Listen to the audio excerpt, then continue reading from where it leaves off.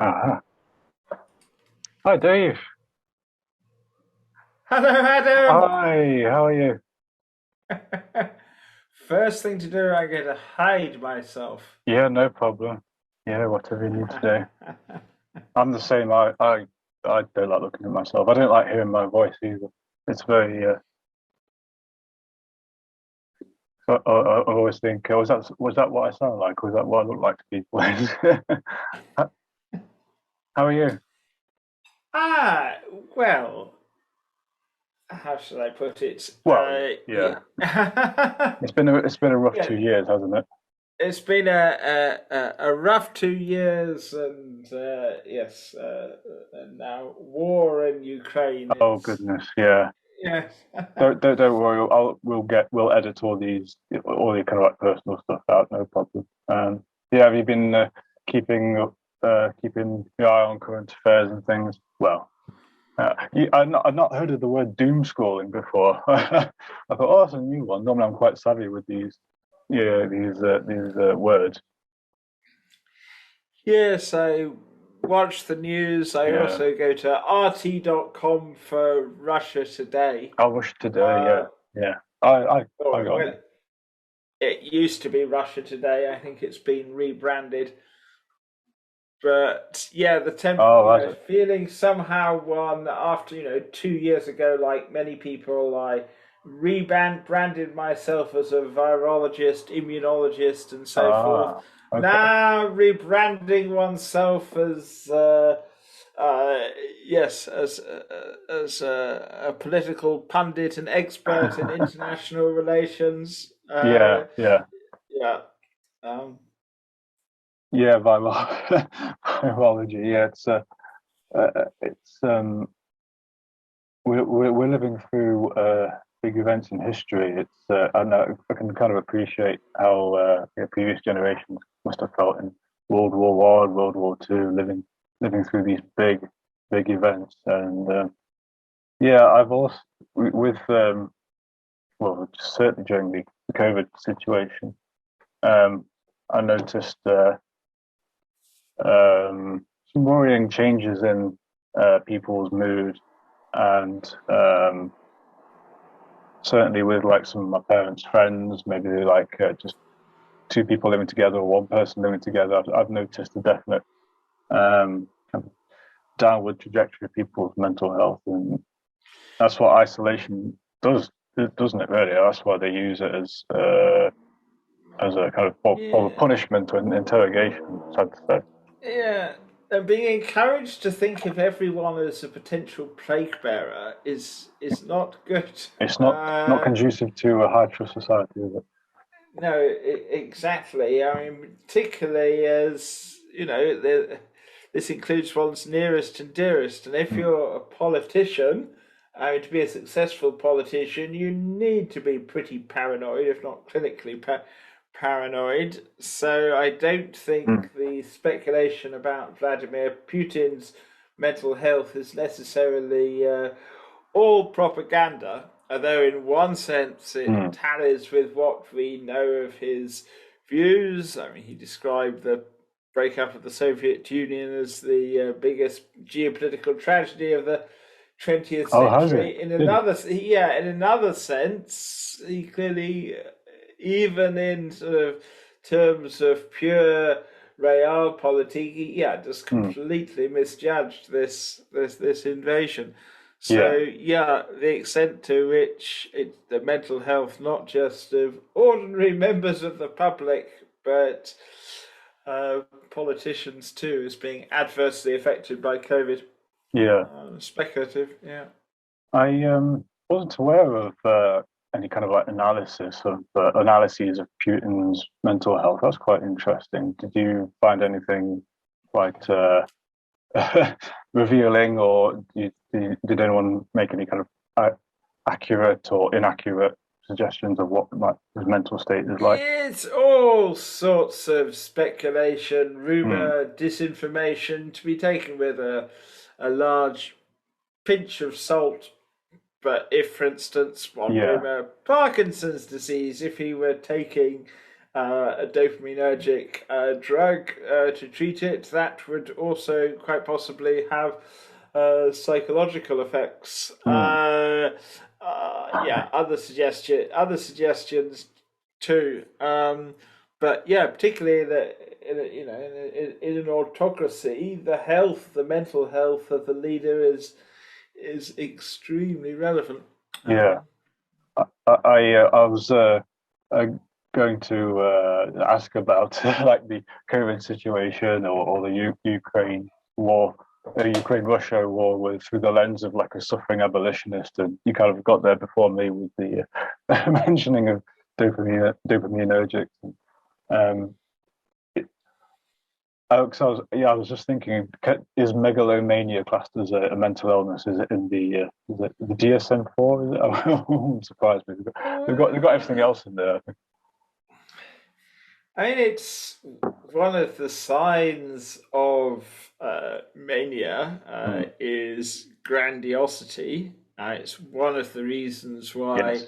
mania bipolar disorder has evolved in that in certain circumstances it can be extremely adaptive, fitness enhancing. If the barbarians at the Yes. gate, if you can lead the charge to repel them and become a hero and reproductive opportunities.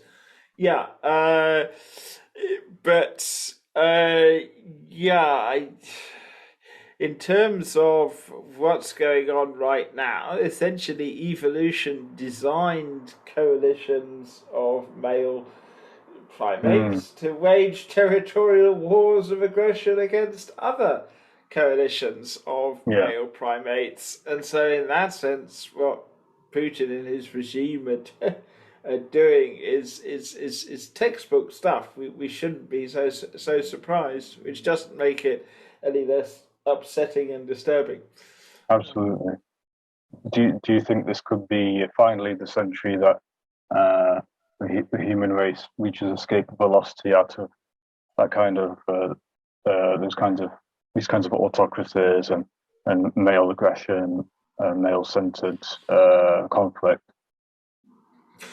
It would be nice to think so, but Yeah, short of rewriting the genome, which isn't going to be done systematically this century, I fear there are going to be more wars, yeah, including quite possibly, nuclear war. yes, of Even course. if we avoid it this time, sooner or later, if you have heavily armed nation states, we haven't abolished war. Nations are going to go to war with each other. Nuclear weapons are going to be used, Yeah, and no one can outline, plans for world peace. I've done it. I've done it myself.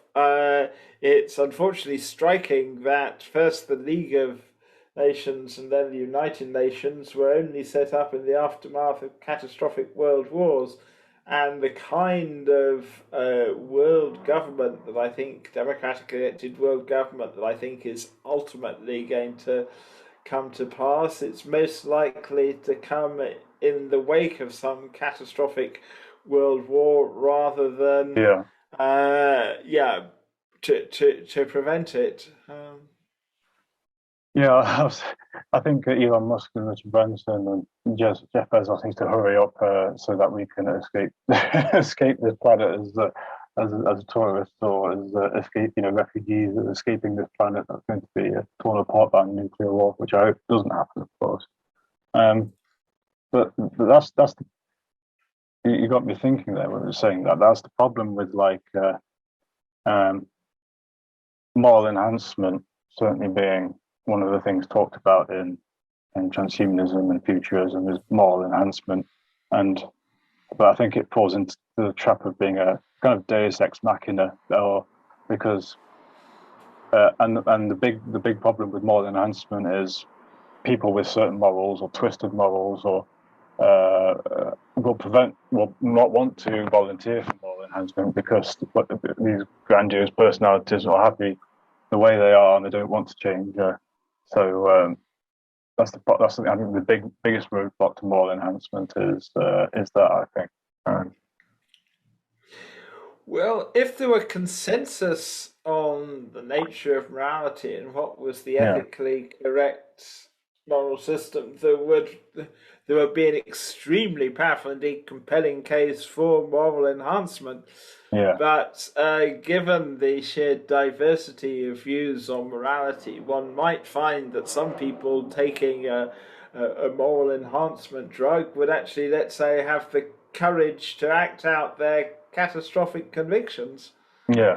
Um, yeah, moral enhancement isn't straightforwardly a panacea, alas. No. Do you think that's something that's only possible or technically feasible through genetic engineering or drugs or better class of more advanced and emerging drugs or psychopharmacological treatment Oh, good heavens. or a combination? Yes, yeah.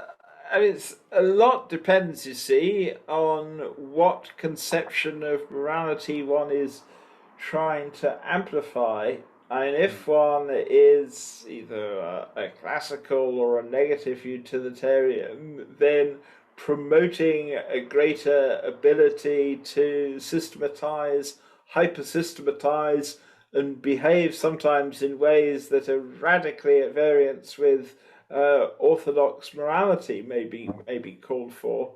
Um, so yeah, moral enhancement will mean something very different if you're a deontologist. That's a good point. Yeah, what morals do we want to enhance? Whose moral framework are we?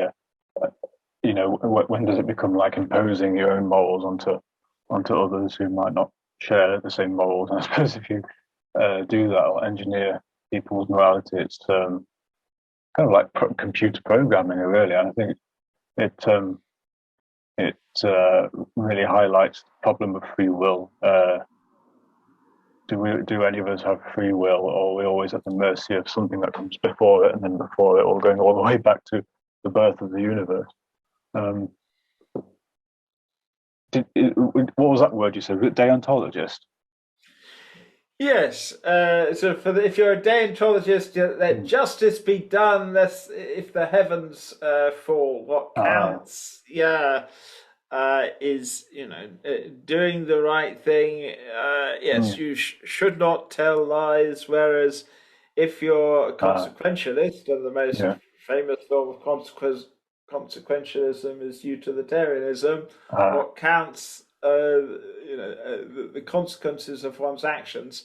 It's more complicated, and that it always is. it always is. Yes, that utilitarians can adopt all kinds of rules of thumb and be deontologists in practically in everyday life, and deontology can be consequentialized. But yeah, yeah. Before talking of moral enhancement, it's necessary to be quite clear what it is one is going to enhance. Yeah, it's a case of who gets to make those decisions. Maybe an AI, or but then again, what if the AI is not so friendly? um, yeah, for the sake of discussion, what's the difference again between classical utilitarianism and negative utilitarianism?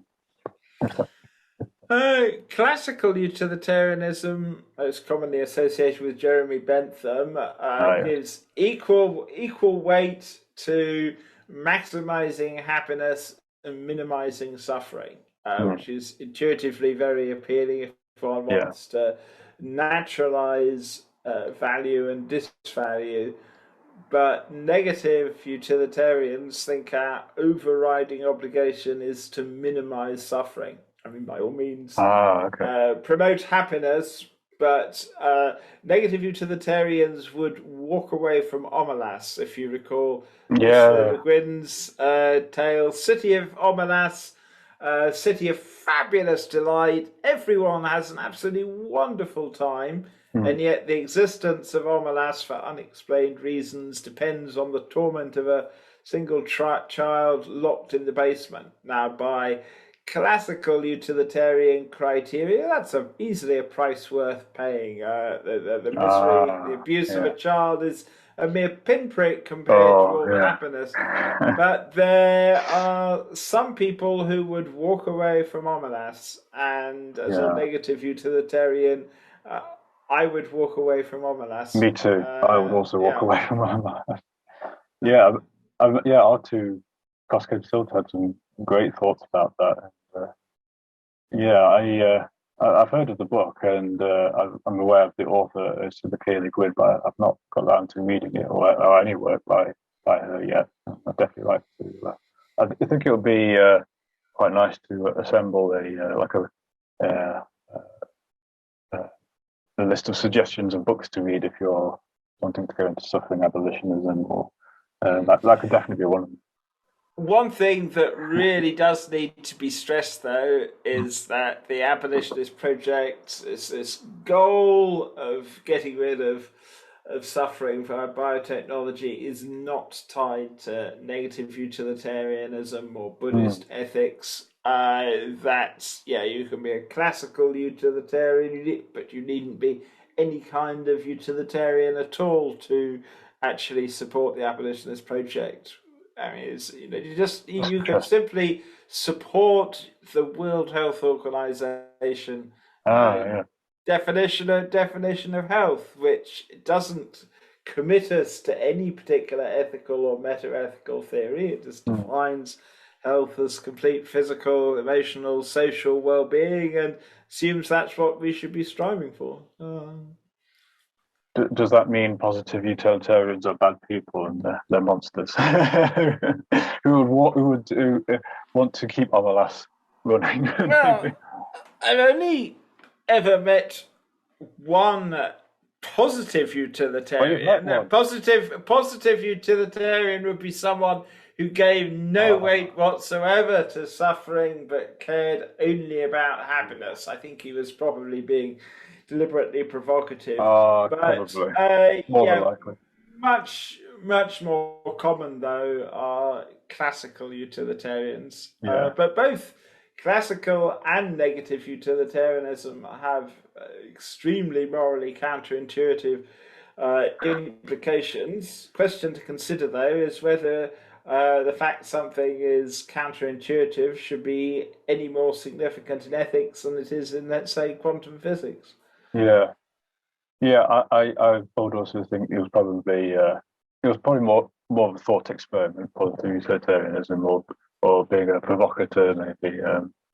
But you had to say who it was, or was it keeping stuck? But that also reminds me of Less Wrong and Yudkowsky, and I can't remember the title, but it was about getting dust specks in the eye. Like I think million or billion people having a dust in their eyes, and compared to someone in everlasting suffering being like tortured. I hate the T word, but it just reminded me of. I read a lot of stuff on Less Wrong that was I thought was very morally counterintuitive as well. So I found myself disagreeing with a lot of what was written there. Yes, this is also tied in with the views of various less wrongers on the nature of consciousness, AI, and goodness knows what else. If Miri Eliezer correct about the alignment problem, and it's highly likely that there is going to be some kind of intelligence explosion, and the upshot of the intelligence explosion won't be aligned with the complicated values and disvalues of people. Most of the scenarios I've come across of, the so-called paper clippers, in which AGI decides to convert the world into the equivalent of paper clips, actually do align extremely well with negative utilitarian values, in that such scenarios eliminate suffering. But the negative utilitarian isn't committed to phasing out life and sentience. It's possible to create a world based entirely on gradients of intelligent well-being, and this is the version of negative utilitarianism that I argue for. Mm. But there are others that are, shall we say, more apocalyptic. Yeah, yeah. We have the technical feasibility, but culturally and socially, we're not quite there yet to even to use these tools correctly, or as suffering abolitionists, we're Well, roadblocks are unless we, societal and cultural and yeah, economic.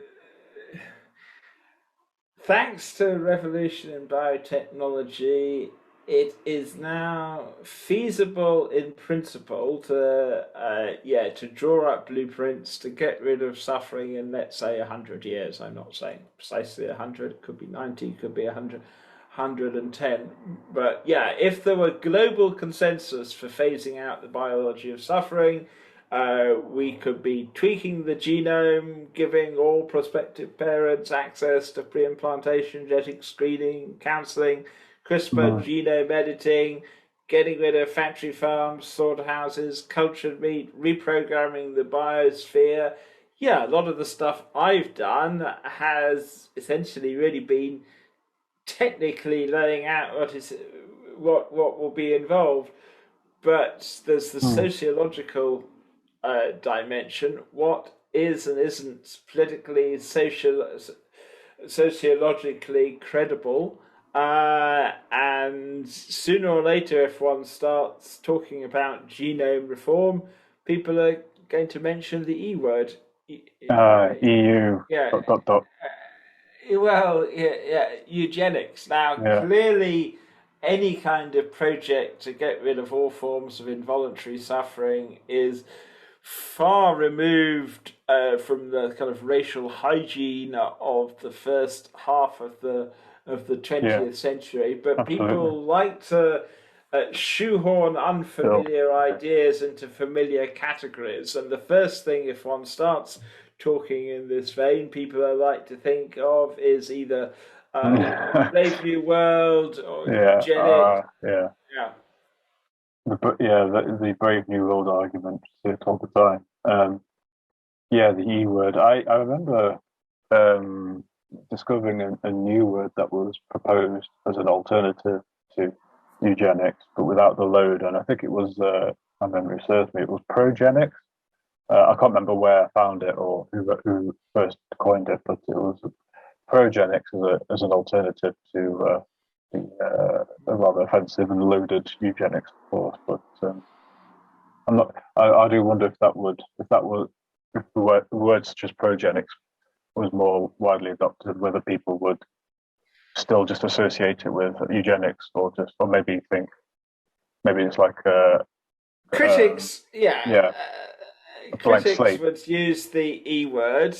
There is, linguistic Yeah, reappropriation. It's been done by for various derogatory epithets for women, gay people, and the like. yeah, Could it be done for the E word?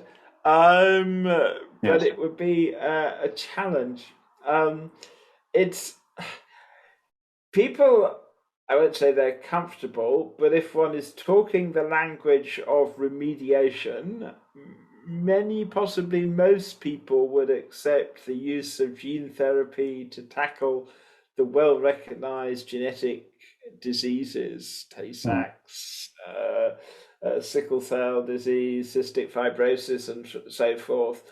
But choosing the pain thresholds and hedonic set points of our future offspring, people aren't ready for it yet. I mean, I yeah, think they could be, particularly, anyone who does sign up to the WHO definition of health, which is nominally at least essentially all the nations of the world are signed up to a conception of health that is radically transhumanist. I mean, mm, the only way to get anything even vaguely approximating health as defined by the WHO is massive uh, genetic engineering as well as the more conventional health measures.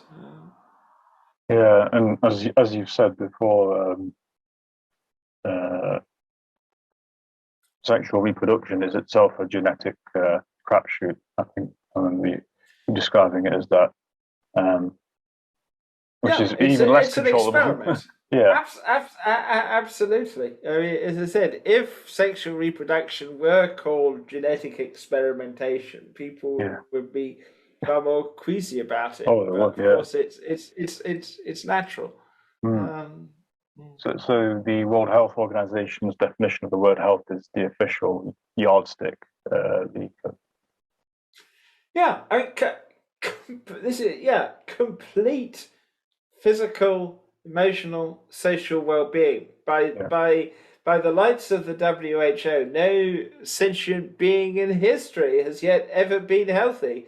Wow. Even transhumanists, even someone like me, I said I think we ought to be moving to an architecture of mind based on information-sensitive gradients of bliss, but that's not complete health. The need to be Yeah. hedonic dips of well-being, even if well-being never sinks below hedonic zero, to retain critical insight, social responsibility. So yeah, Yeah. we have an insanely ambitious definition of health that the WHO recently reaffirmed, Right. and all nations are signed up to the WHO and its version of health.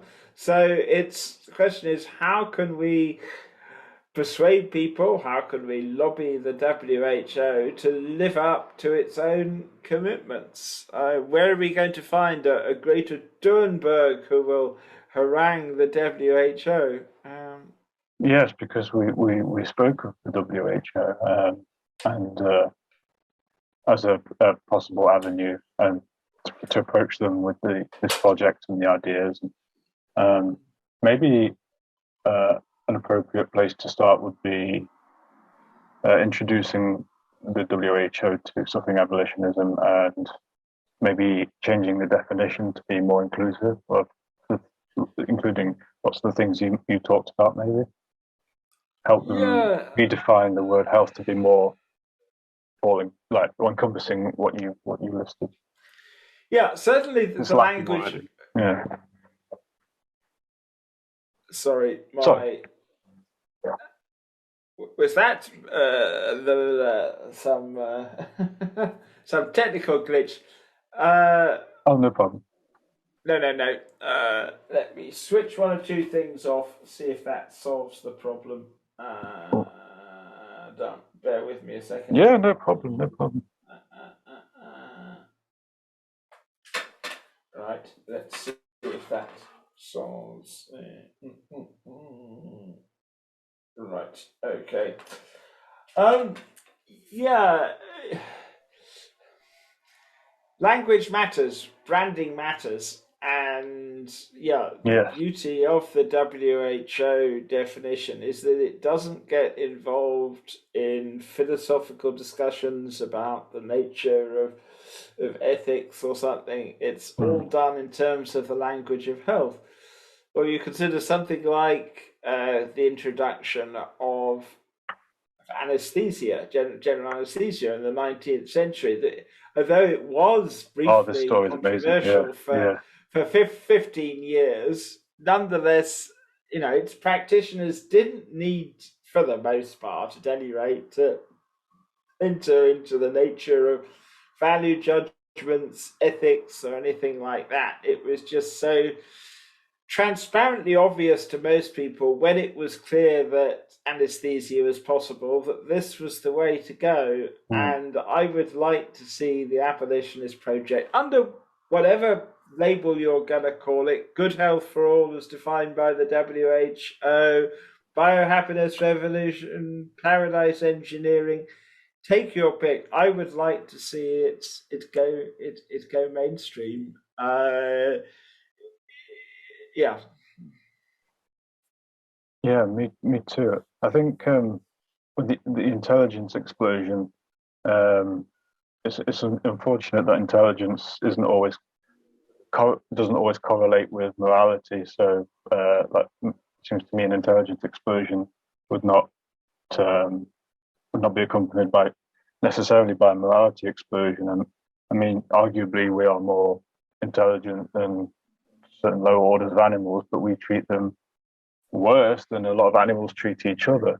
It's just very troubling to me that intelligence doesn't correlate with greater intelligence doesn't correlate with greater morality, fortunately. But yeah, I mean, a it's a very lot worrying depends on aspect. how we conceive intelligence. If one Yeah, conceives of intelligence in the very narrow, mind-blind way of IQ tests, I mean, IQ tests don't measure social cognition, perspective taking prowess, ability to solve problems cooperatively, stuff like that.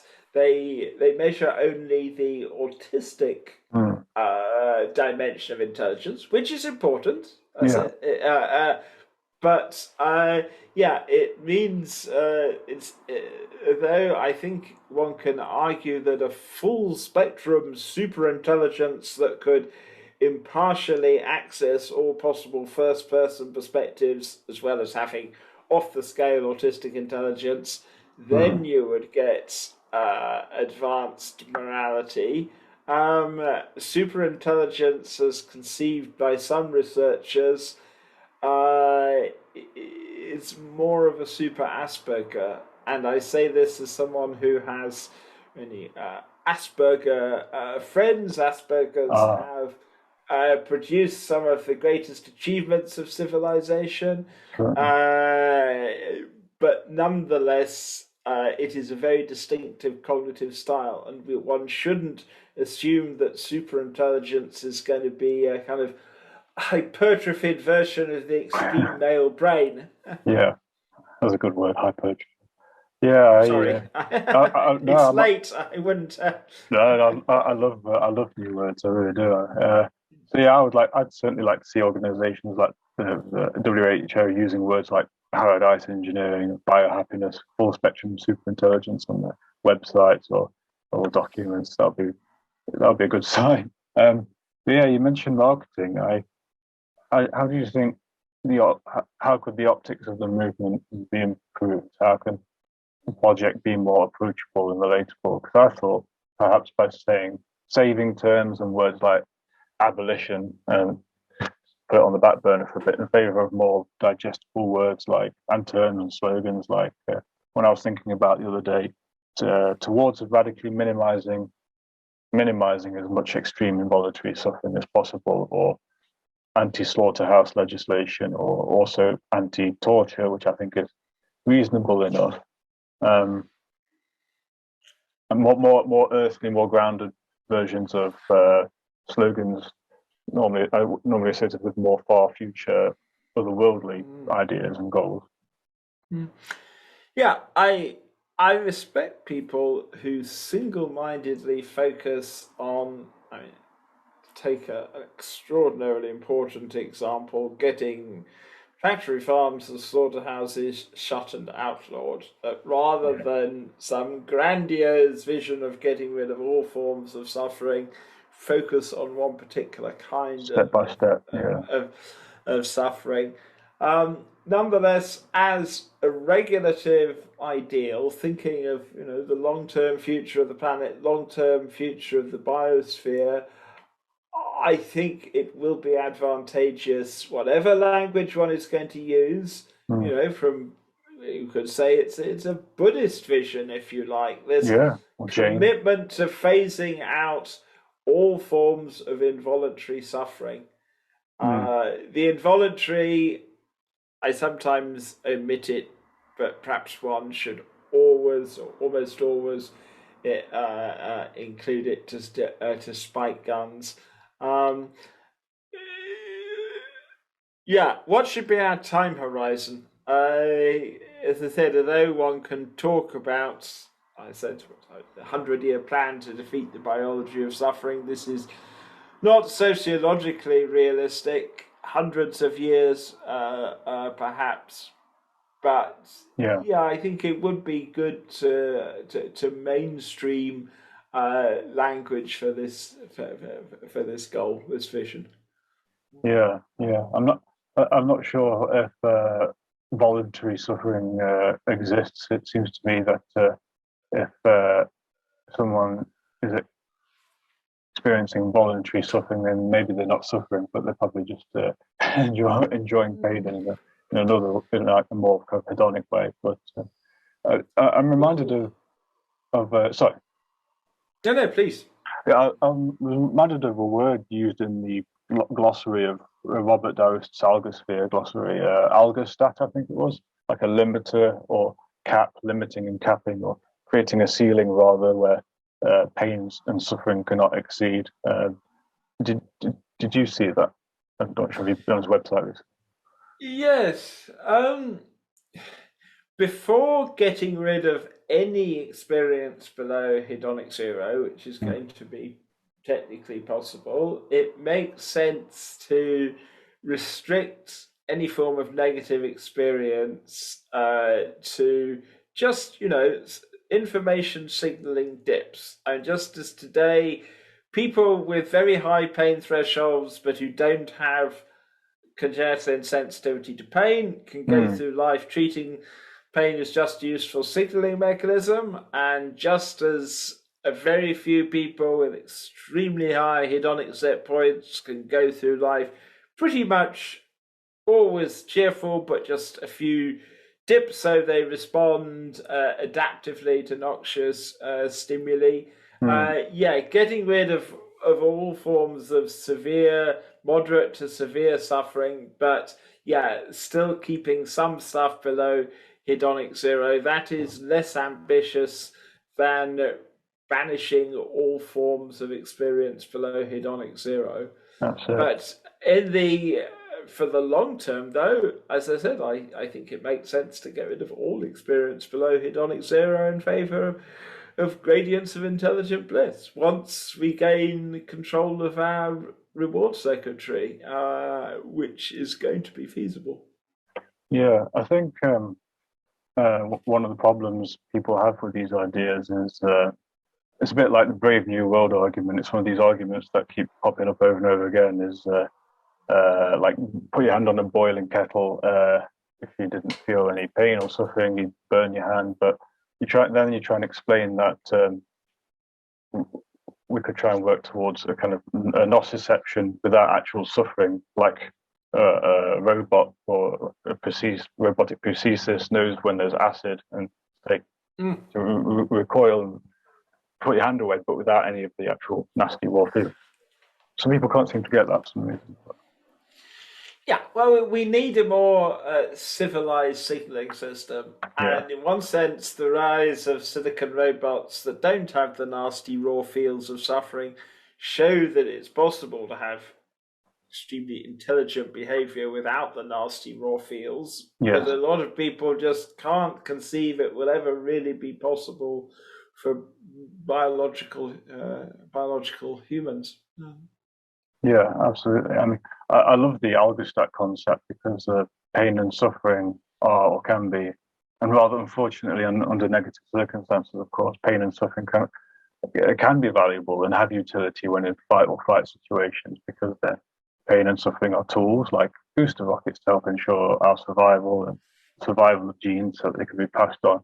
However, when one is immobile, trapped, isolated, cornered, imprisoned, or situations where neither fighting nor running away are even remotely possible, then neither pain nor suffering nor any negative valence would serve any useful purpose, except as sadistic glee in the person responsible for doing such things to others.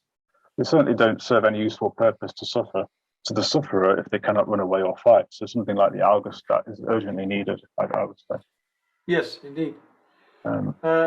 Another problem is so-called mixed states, which yes. good and bad aspect, and people who say they would want to retain some forms of suffering are often actually think, something like nostalgia, or some people into S&M or hot food or something like that. But essentially, no one values despair or agony.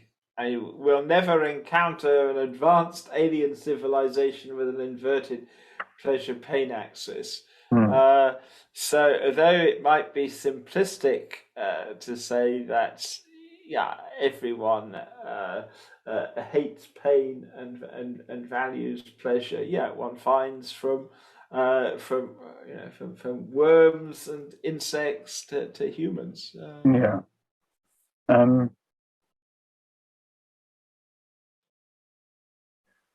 just thinking.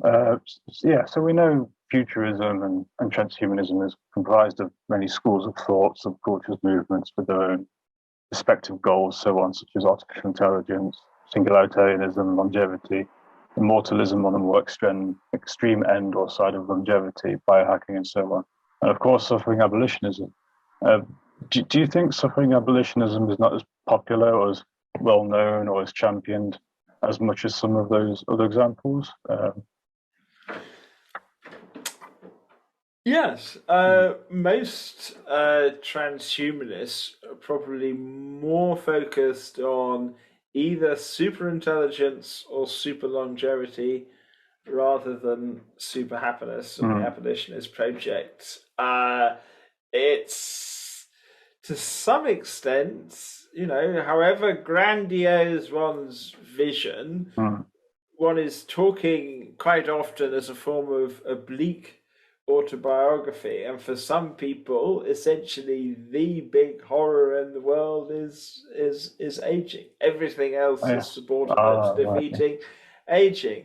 Other people, for example, who believe that we are on the brink of an intelligence explosion. If I thought sometime in the next few decades, that AI was going to go boom, then this would cause a radical reevaluation of my priorities. But yes, although I think a transhumanist civilization of the three super intelligence, super longevity, and super happiness would probably most transhumanists would go along with it. A focus on suffering in particular. It's only a minority of transhumanists who prioritize it. And I hope one day the very existence of suffering will be forgotten. I hope one day that negative utilitarianism is regarded as an effective psychosis from a bygone era insofar as it's known about at all. But as you know, I think overriding priority should be defeating suffering. And so though I'm as fascinated as anyone by developments in AI and radical life extension, ethically, the problem of suffering trumps everything else. I agree, yeah. You have films about mind exploding like Transcendence starring Johnny Depp or malevolent AI like Terminator. So, many of those other cases of futurism have bled even into the mainstream. Yet there are a minimum of works like films and stories about freedom from suffering, it seems. It's probably it might not make a good like fiction story, but certainly for me, like what you just said, it was a eureka moment for me, where you feel like you have discovered something all-encompassing that threads through all spheres of knowledge, activity, endeavor, creativity. Suffering is everywhere. So what is more important than that? Like you say, I really do think that liberation from suffering is an ultimate value, a golden goal, or the very bottom of the rabbit hole even. And what I mean is many people work for money because money and financial security is the highest value for many people. And for others, money and financial security and stability are not the highest goals and values for other people because they go on to something higher, which they could use that money to invest in. And then higher still, people invest money into a project because they want to be remembered, they want to change the world, exert their will, and so on. So where those values are not even taken into consideration by those who just work for money and nothing more. So to help illustrate further, to free ourselves from suffering is at the top of Maslow's pyramid or a bespoke version of it. And I agree with you. There might not be many things higher or more important than that. There might not be anything higher at all. It's certainly an all-encompassing. It's something worth giving your life to, like a kind of life's work. And also, by the same token, and following the same pattern, suffering abolitionism itself can be broken down into more sub-schools of thought, like negative utilitarianism, effective altruism, and of course, interventions for wild animal suffering, like in herbivorization, welfare states for more intelligent, sapient, sentient animals like elephants and dolphins. And again, wild animal suffering seems to cause more controversy than, say, better living through chemistry, for example. Do you think that, and maybe why do you think that is? Well, better living through chemistry can be controversial, but Oh, yes, sure, a absolutely, lot yeah. of people, the first time they come across, yes, the idea that we should be intervening in nature to reduce suffering, phasing out predation or something, they're incredulous. I mean, the idea isn't completely new, Hmm. as you know, the book of Isaiah prophesies this world where the lion and the wolf will lie down with the lamb. Yeah. Um, but yeah, for many people, yeah, the food chain, it's it's a bit like the second law of thermodynamics. Essentially, it must be so.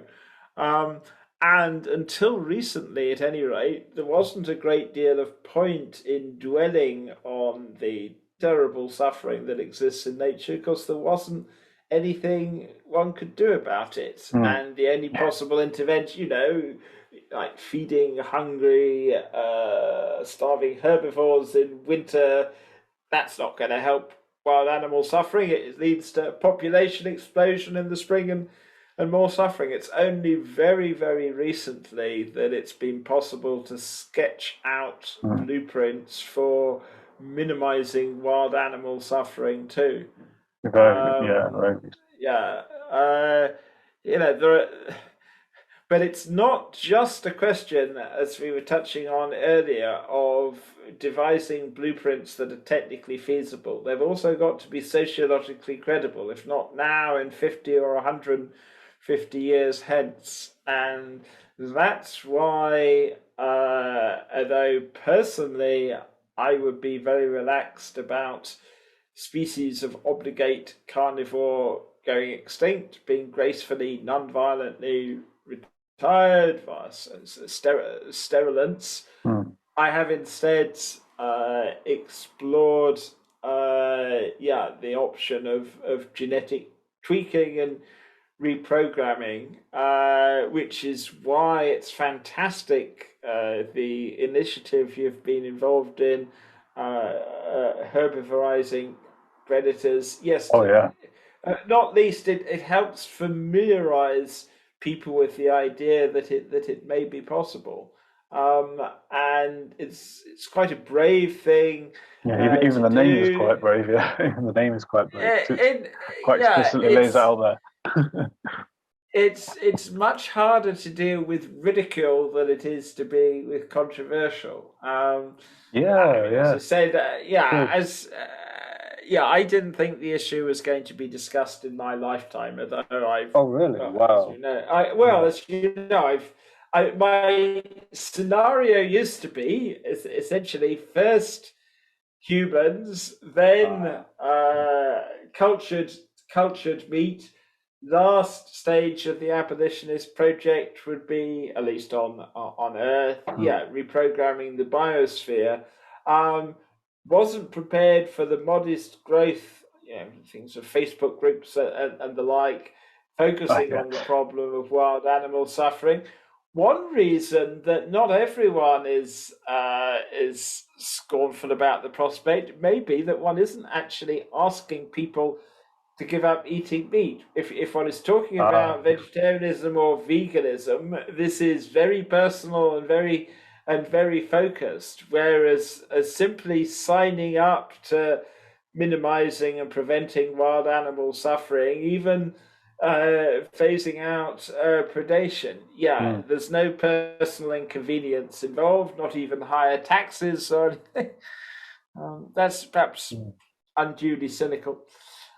But yeah, in spite of my being askew with timescales, I still find it very hard to imagine that we will ever systematically start intervening compassionate biology, compassionate stewardship, so long as humans are systematically abusing Yeah. non-human animals in factory farms and slaughterhouses, which I think that should be Number first one, maybe. our first priority. But at Yeah. the same time, it's important to have the debate about wild animal suffering now, not least so we don't waste time with misguided initiatives such as captive breeding programs for big cats and the like.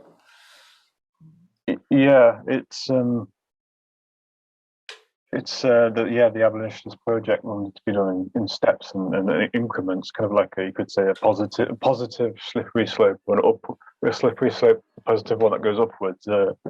So yeah, step by step and in increments. But of course, the problem is that lots of other beings will suffer whilst the abolitionist project um, takes time to gain traction. It will be a necessity to do it in increments because controversy could kill the project. But it's troubling, of course, because that pace will mean that lots of things will still suffer. Um, Yes, I mean, yeah, I agree. I mean, if we could all unite around the WHO vision combined with the technical tools to realize it, it would be yeah, very different. But in practice, yeah, there is going to be enormous resistance from bioconservatives. yeah. My favorite wild animal intervention is the robots wearing lab-grown, cruelty-free meat soaked in cat. I think it was Stan from HP who said it. Are you okay to leave it there, Dave? Because I'm just thinking it's getting late and I don't want to keep Yeah, you too long. yeah. As I said, if there are any other, if there are any other topics you want to tackle, happy to do so. But yeah, essentially, I think hopefully there's some material there Oh, for. absolutely. Oh, yeah, brilliant. No, it was no, I really enjoyed that. I think we got a lot of got some good ideas and good discussions there. Yeah. Um, okay, cool. I'll not keep you then. Yeah, it was really good to speak to you again, Dave. And you know, you can message me anytime, and Yeah. Oh you no. know, Thank you. As I said, if you have a and bit.